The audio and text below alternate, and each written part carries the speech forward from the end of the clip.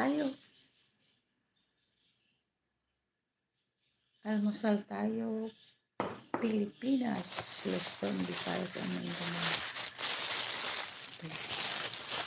Merienda ko dapat ito kagabi. Kaya lang,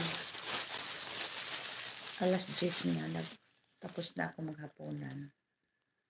Nag-aantok na ako, so iniwan ko na lang. Hindi ko alam kung panis na ito. Kasi kagabi pa to, hindi ko nilagay sa rep. Tinatong ko lang. So, yan. Ito ay access sa hapunan or merienda kagabi. Tapos na akong kumain kaya hindi na ako kumain.